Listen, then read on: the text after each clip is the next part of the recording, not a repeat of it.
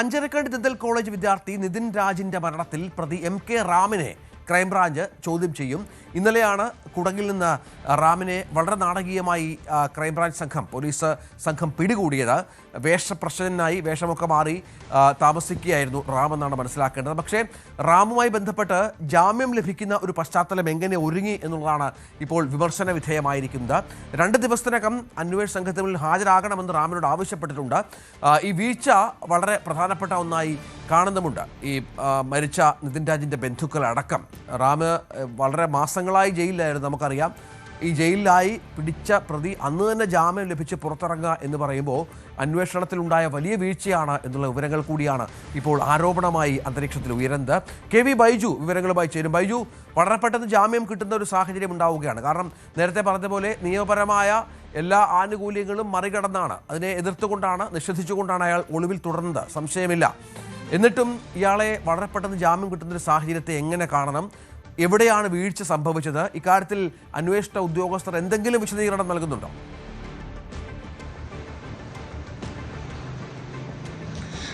തീർച്ചയായും രഞ്ജിത്തെ, പ്രമാദമായ ഒരു കേസ്, വലിയ പ്രതിഷേധം ഉടലെടുത്ത ഒരു കേസ്. ആ കേസിൽ 3 മാസത്തിന് ശേഷം ഒന്നാം പ്രതിയായ ഡോക്ടർ റാമിനെ ക്രൈംബ്രാഞ്ച് സംഘം പിടികൂടുന്നു. പക്ഷേ അതിൽ വലിയ വീഴ്ച ക്രൈംബ്രാഞ്ചിന്റെ ഭാഗത്തുനിന്നും വന്നു എന്ന് വേണം പറയാൻ. അതായത് കുടകിൽ നിന്നും ഇന്നലെ രാവിലെയോടുകൂടി കസ്റ്റഡിയിലെടുത്ത് ഉച്ചയ്ക്കാണ് തലശ്ശേരി കോടതിയിൽ ഹാജരാക്കുന്നത്. പിന്നീട് നാടകീയമായ രംഗങ്ങളാണ് കോടതിയിൽ ഉണ്ടായത്. അതായത് റാമിനെ സുപ്രീം കോടതിയുടെ നിർദ്ദേശം, അതായത് ഉത്തരവുകൾ പാലിക്കാതെയുള്ള ഒരു അറസ്റ്റാണ് നടന്നതെന്ന് പറഞ്ഞ് വിട്ടയക്കുന്ന സാഹചര്യം, അതായത് ജാമ്യത്തിലല്ല, കോടതി വിട്ടയക്കുകയായിരുന്നു. അങ്ങനെ ഒരു സാഹചര്യമായിരുന്നു ഉണ്ടായത്. പ്രത്യേകിച്ച് ഈ നിതിൻ രാജിന്റെ കുടുംബമൊക്കെ വലിയ തോതിൽ റാമിനെതിരെ, അതോടൊപ്പം ആ കോളേജിലെ ഒരുപാട് വിദ്യാർത്ഥികൾ റാമിനെതിരെ രംഗത്ത് വരുന്ന സാഹചര്യം ഉണ്ടായി. അങ്ങനെയാണ് കീഴ്ക്കോടതി മുതൽ സുപ്രീം കോടതി വരെ മുൻകൂർ ജാമ്യ ഹർജി തള്ളിയത്. പക്ഷെ മുൻകൂർ ജാമ്യ ഹർജി സുപ്രീം കോടതി തള്ളിയപ്പോൾ അതിൽ കൃത്യമായി ചില കാര്യങ്ങൾ പറയുന്നുണ്ട്. അതൊന്നും പാലിക്കാതെ, അത്തരം നടപടിക്രമങ്ങളൊന്നും പാലിക്കാതെയാണ് റാമിനെ അറസ്റ്റ് ചെയ്തിരിക്കുന്നതെന്ന ഈ പ്രതിഭാഗം അഭിഭാഷകന്റെ ആ വാദം കേട്ട് പിന്നീട് കോടതി ഇയാളെ വിട്ടയക്കുന്ന സാഹചര്യമുണ്ടായത്. കോടതി വിട്ടയച്ചതോടുകൂടി അതേ കോടതി വളപ്പിൽ നിന്നും നാടകീയമായി ബലം പ്രയോഗിച്ചെന്നാണ് ഈ കുടുംബം പറയുന്നത്. ഈ റാമിന്റെ ഭാര്യ ദിൽന ഉൾപ്പെടെ അവിടെ ഉണ്ടായിരുന്നു. ബലം പ്രയോഗിച്ച് പോലീസ് ജീപ്പിൽ കയറ്റി പിന്നീട് റാമിനെ കൊണ്ടുവന്ന ഒരു കാഴ്ചയാണ് കണ്ടത്. അങ്ങനെ രാത്രിയോടുകൂടി റാമിനെ വിട്ടയക്കുന്നു. ഇതിൽ പ്രധാനമായും ഇപ്പോൾ ക്രൈംബ്രാഞ്ച് ചെയ്തിരിക്കുന്നത് 2 ദിവസത്തിനകം ക്രൈംബ്രാഞ്ചിന് മുന്നിൽ ഹാജരാകണം എന്ന ഒരു നോട്ടീസ് നൽകി പിന്നീട് വിട്ടയക്കുന്ന സാഹചര്യമാണ്. അതായത് നേരത്തെ ചെയ്യേണ്ട ഒരു നടപടിക്രമങ്ങൾ അതൊന്നും പാലിക്കാതെ വളരെ തിടുക്കത്തിൽ തന്നെ റാമിനെ കസ്റ്റഡിയിൽ എടുക്കുന്നു, കോടതിയിൽ ഹാജരാക്കുന്നു. അറസ്റ്റ് ചെയ്തതാണെന്ന തരത്തിൽ പോലീസ് കാര്യങ്ങൾ വിശദീകരിക്കുന്നു. പക്ഷെ അങ്ങനെയല്ല റാമിനെ അറസ്റ്റ് ചെയ്യേണ്ടിയിരുന്നത്. അദ്ദേഹത്തിന് എന്തിനാണ് അറസ്റ്റ് ചെയ്യുന്നത്? ഈ കുട്ടികൾ ഉൾപ്പെടെ റാമിനെതിരെ ജാതി അധിക്ഷേപം നടത്തിയതിന് പരാതിയുണ്ട്. അത്തരം കാര്യങ്ങളൊന്നും ബോധ്യപ്പെടുത്തിയിട്ടില്ല എന്ന് വേണം മനസ്സിലാക്കാൻ. അതായത് ഗുരുതരമായ ഈ ഒരു വീഴ്ച ഇതിൽ ക്രൈംബ്രാഞ്ചിന്റെ ഭാഗത്തുനിന്ന് ഉണ്ടായിട്ടുണ്ട്. അതായത് 3 മാസം ഒളിവിൽ കഴിഞ്ഞൊരു പ്രതിയാണ്. ആ സമയത്തൊക്കെ പോലീസ് ആന്ധ്രാപ്രദേശിലും കർണാടകയിലും തമിഴ്നാട്ടിലുമെല്ലാമായി റാമിന് വേണ്ടി തെരച്ചിൽ നടത്തിയിരുന്നു. പക്ഷേ കണ്ടെത്താൻ സാധിച്ചിരുന്നില്ല.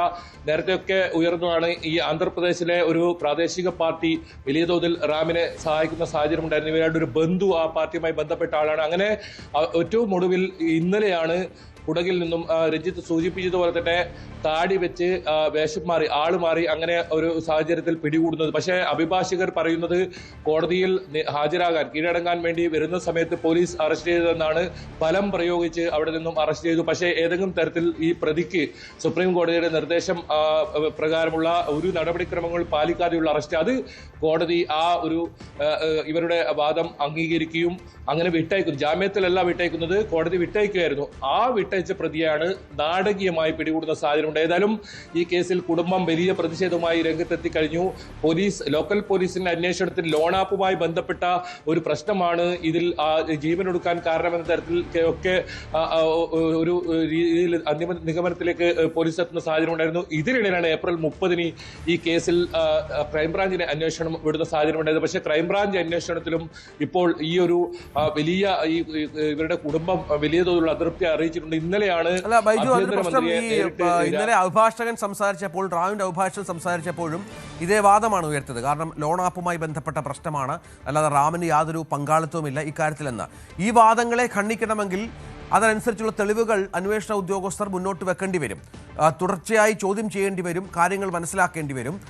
ഇനിയിപ്പോൾ അന്വേഷണ സംഘത്തിൻ്റെ, ക്രൈംബ്രാഞ്ച് സംഘത്തിൻ്റെ നീക്കം എന്താണ്? ഇപ്പോഴത്തെ പിഴവുകളിൽ നിന്ന് പാഠം പഠിച്ചുകൊണ്ട് കൂടുതൽ അന്വേഷണത്തിലേക്ക്, കൂടുതൽ തെളിവുകൾ ശേഖരിക്കുന്നതിലേക്ക്, ഈ റാം പ്രതിയാണ് എങ്കിൽ ഇതുമായി ബന്ധപ്പെട്ട് റാമിന് പങ്കാളിത്തമുണ്ടെങ്കിൽ അത് തെളിയിക്കുന്ന നിലയിലേക്ക് കാര്യങ്ങൾ എത്തിക്കണമല്ലോ. അതിനുള്ള തയ്യാറെടുപ്പുകൾ എങ്ങനെയൊക്കെയാണ്?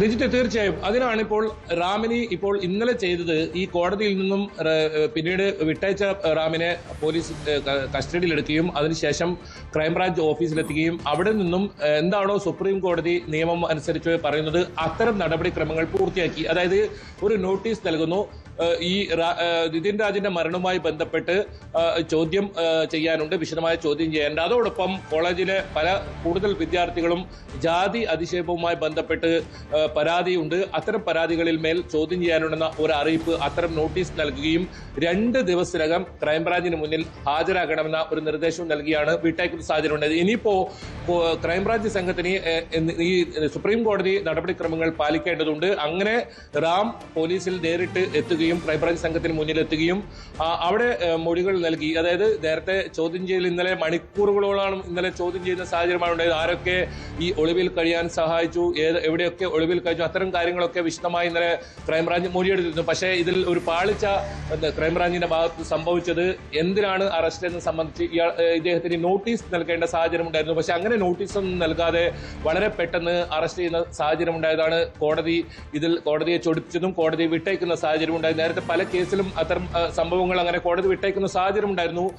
പക്ഷേ ഈ സംഭവത്തിൽ ജാഗ്രതക്കുറവ് ക്രൈംബ്രാഞ്ചിന്റെ ഭാഗത്തുനിന്നുണ്ടായിട്ടുണ്ട്. ഇനിയിപ്പോൾ ക്രൈംബ്രാഞ്ചിന് മുന്നിലുള്ളത് ഈ നോട്ടീസ് കൈപ്പറ്റിയിരിക്കുന്നു. ഇനി സ്വമേധയ റാം ഇവരുടെ മുന്നിൽ, അതായത് ഈ ക്രൈംബ്രാഞ്ച് സംഘത്തിന് മുന്നിൽ ഹാജരായതിനു ശേഷം വീണ്ടും ഇതേ കോടതിയിൽ, തലശ്ശേരി അഡീഷണൽ സെഷൻസ് കോടതിയിൽ തന്നെ വീണ്ടും ഹാജരാക്കണം. അവിടെ കോടതിയിൽ ഹാജരാക്കി ഈ തെളിവുകളെല്ലാം പോലീസിനെ അവിടെ ബോധ്യപ്പെടുത്തേണ്ടി വരും. അതായത് കൂടുതൽ വിദ്യാർത്ഥികളുടെ ഇത്തരത്തിലുള്ള മൊഴികളുണ്ട്. അതുതന്നെയാണ് സുപ്രീം കോടതിയും ജാമ്യം നിഷേധിക്കാനുള്ള കാരണവും. റാം എന്ന് പറയുന്ന ഒരു അധ്യാപകന്റെ ഭാഗത്തു നിന്നും ഗുരുതരമായ വീഴ്ച സംഭവിച്ചിട്ടുണ്ടെന്ന് സുപ്രീം കോടതിയും വ്യക്തമാക്കുന്ന സാഹചര്യം ഉണ്ടായിരുന്നു.